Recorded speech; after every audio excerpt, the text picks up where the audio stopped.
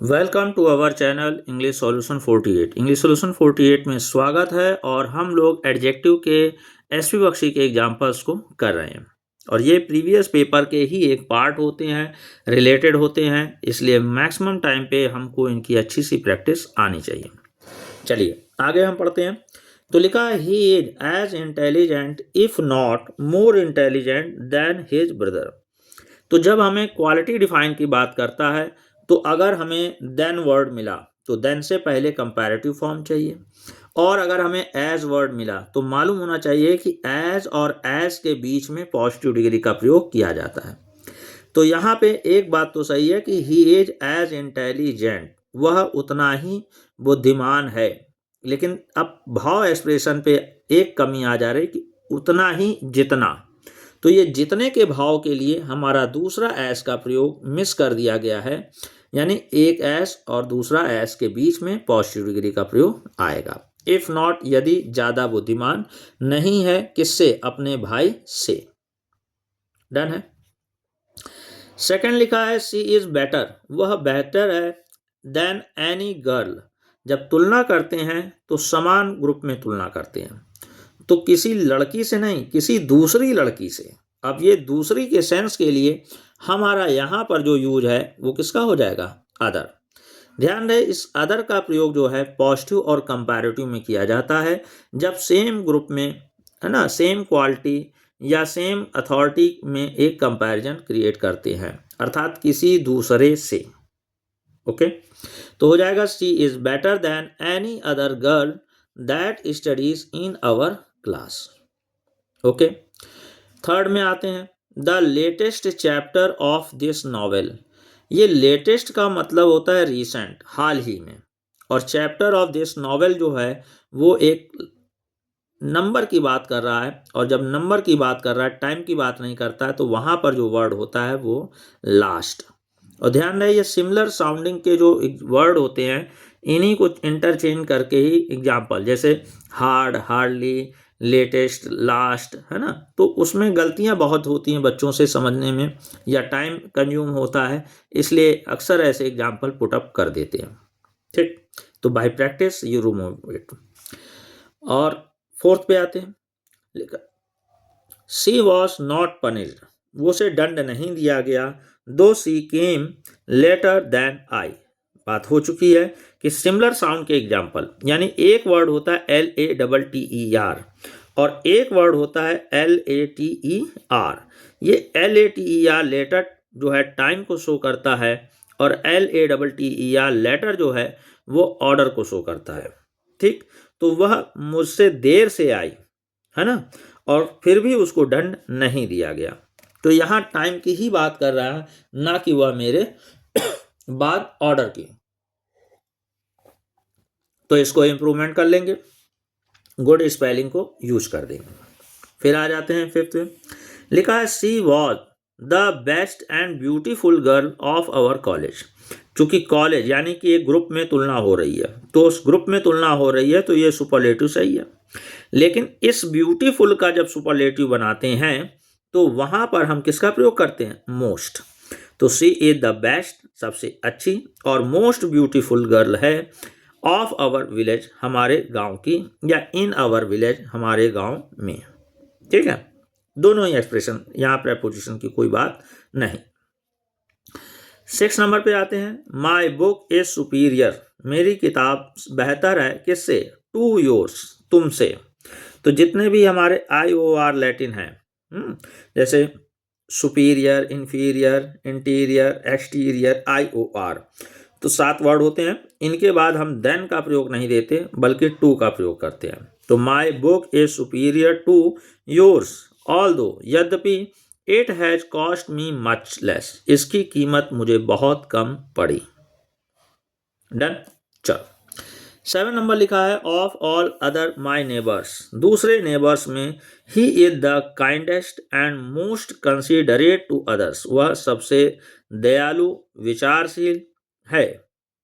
अब जैसे अभी यहाँ पे बात हो रही थी कि जैसे बेस्ट है, इसका तो हो गया, लेकिन ब्यूटीफुल का सुपरलेटिव बताते समय मोस्ट लगाया, उसी तरह से कंसीडरेट का सुपरलेटिव EST नहीं बन सकता है, तो उससे पहले हमने क्या वर्ड लगाया, मोस्ट। तो ये अपनी बात में सही है। अब और पॉइंट की बात करें तो आपसे अभी बताया गया है कि कंपैरेटिव और पॉजिटिव में दूसरों से तुलना के लिए अदर का प्रयोग किया जाता है, लेकिन अगर हम सुपरलेटिव की बात करेंगे तो अदर का प्रयोग नहीं होता। ऑफ ऑल माई नेबर्स, ठीक। फिर नेक्स्ट आते हैं अरेबियन नाइट्स। अब चूंकि किताब है इसका द भी आएगा, आर्टिकल चैप्टर में हम लोगों ने पढ़ा हुआ है कि the Arabian Nights is the most adventurous of any books. तो of any books or written so far, तो क्या हो जाएगा, is the most adventurous book, यानी ये ऑफ और एनी ये लगाने की जरूरत नहीं है। और बुक चूंकि एक ही बुक की बात हो रही है तो केवल क्वालिटी होगी। The Arabian Nights is the most adventurous book written so far, adventurous किताब है सो फार जो अभी तक लिखी गई है। ओके, क्लियर है। चलिए, लिखा है the works of Shakespeare are more famous than any other English dramatist. अब थोड़ा ध्यान दें कहाँ पे इंप्रूवमेंट कर रहा है, तो वर्क्स की तुलना हो रही है तो आर लगाया हुआ है, और किससे तुलना है, any other dramatist. Any other dramatist से तुलना नहीं करना है, एनी अदर ड्रामेटिस्ट के वर्क से तुलना करना है। तो जब हम समान तुलना करेंगे तो वहां हमारा क्या हो जाएगा, इस द वर्क्स ऑफ की जगह हो जाएगा दोज ऑफ। तो दोज ऑफ का मतलब ही हो गया कि works of any other dramatist, any other English dramatist, किसी दूसरे ड्रामेटिस्ट के वर्क्स से। ओके, क्लियर है। हाँ, एक चीज और है, अगर यहाँ पे वर्क सिंगुलर कोई वर्ड होता तो हम यहाँ पर दैट ऑफ लगाते। जैसे climate of Mussoorie is better then Agra, तो वहाँ बेटर देन आगरा ना हो करके दैट ऑफ आगरा, ठीक। तो ये हमेशा ध्यान रहे कि जब ये आपका ऑफ से पहले नाउन प्लूरल है तो यहाँ पर प्लूरल वर्ब आएगी, और इसके ही कंपैरिजन में यहाँ पर हम दोज ऑफ लगाएंगे। अगर ये सिंगुलर है तो यहाँ इज यानी सिंगुलर वर्ब लगेगी, और इसके कंपैरिजन में जो दूसरा होगा नाउन प्रोनाउन वो हमारा सिंगुलर फॉर्म में होगा तो हो जाएगा दैट, ठीक है। और चूंकि ऑफ लगा है तो ऑफ प्रेपोजिशन हो गया। अदर कोई प्रेपोजिशन होता तो ये यहाँ पर हम दूसरा प्रेपोजिशन यूज कर देते। बहुत एग्जाम्पल आता है, इसको इम्पॉर्टेंट है और याद कर लीजिए। फिर 10 नंबर में आते हैं, लिखा it is all the more better. अब बेटर अपने आप में कंपैरेटिव है तो अलग से ये मोर लगाने की कोई आवश्यकता नहीं। इट इज क्या है, ऑल द बेटर, तो अब ऑल द बेटर की कंडीशन भी बड़ी अजीब लग रही है। सीधे सीधे अगर हम बोलना चाहें तो क्या करें, इट इज बेटर, ये बेहतर होगा। If you work in my company, कि तुम मेरे कंपनी में काम करो। ऑल द मोर बेटर ये सुपरफ्लुअस वे ऑफ लैंग्वेज है, इस तरह की भाषा इस्तेमाल ग्रामेटिकली एक्सेप्टेबल नहीं है। ओके, फिर लिखा है these kind of roses are very popular. तो इस प्रकार के, तो अगर हम दीज को यस करना चाहें तो हमें एस लगाना पड़ेगा, यानी दीज काइंड्स ऑफ रोजेस, क्योंकि इस प्रकार का गुलाब वेरी पॉपुलर, यानी किसी एक को डिफाइन करने की कोशिश करता है, तो असली जो एक्सप्रेशन होना चाहिए वो पूरा सही से सेंटेंस हो जाएगा दिस काइंड ऑफ रोज, इस प्रकार का गुलाब। इज, यहाँ पे भी इंप्रूवमेंट होगा, इज वेरी पॉपुलर, वह बहुत ही पॉपुलर है। और अगर दूसरा इंप्रूवमेंट करना चाहेंगे तो फिर काइंड में एस लगा दीजिए, वो आपका आंसर बराबर में चला जाएगा कि ये प्लूरल है तो इसको शो करने वाला भी नाउन हमारा प्लूरल में ही होगा, ठीक है। यहाँ पे विद्वानों में थोड़ा सा ये हो सकता है वो हो सकता है, लेकिन एक्सेप्टेबल आपका ये भी है, मैं आपको बता दूं। फिर 12 नंबर पे आ जाए, लिखा है he does not need your help, है ना, बिकॉज ही इज इंटेलिजेंट। अब इंटेलिजेंट हमारा पॉजिटिव क्वालिटी है और TOO का मतलब ही होता है जरूरत से ज्यादा, तो जब जरूरत से ज्यादा वर्ड है तो ये गलत हो जाएगा।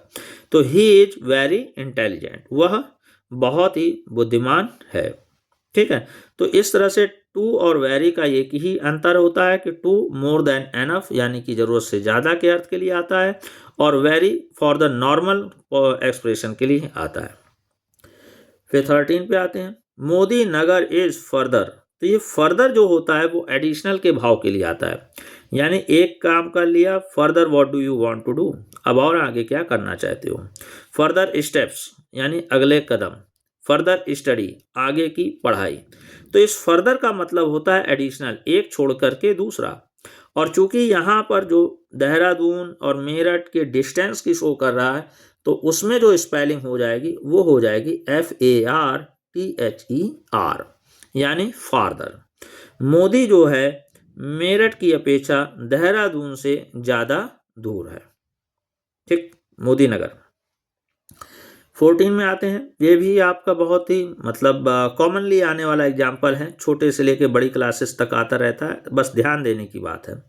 क्या होगा, इट वॉज बिटर कोल्ड। तो आपका कोल्ड एडजेक्टिव है, एडजेक्टिव को डिफाइन करने के लिए एडवर्ब चाहिए, तो आंसर हो जाएगा it was bitterly cold. And we preferred not to go out that night. और ज़्यादा ही ठंडी, कड़ाके की ठंड थी, इसलिए हम लोगों ने बाहर जाने का प्रिफर नहीं किया। फिर है, no animal is so sacred to the Hindus as the cow. कहा था जब समान ग्रुप से तुलना होगी तो नो एनिमल का प्रयोग ना करके हम किसका प्रयोग करेंगे, नो अदर एनिमल। कोई दूसरा जानवर उतना पवित्र नहीं होता है हिंदुओं के लिए जितना कि काऊ है। ओके, ठीक। अच्छा, लास्ट टर्म पे एक पॉइंट जरा मिस हो गया था, वो ये था कि of all the students Rita was less worried.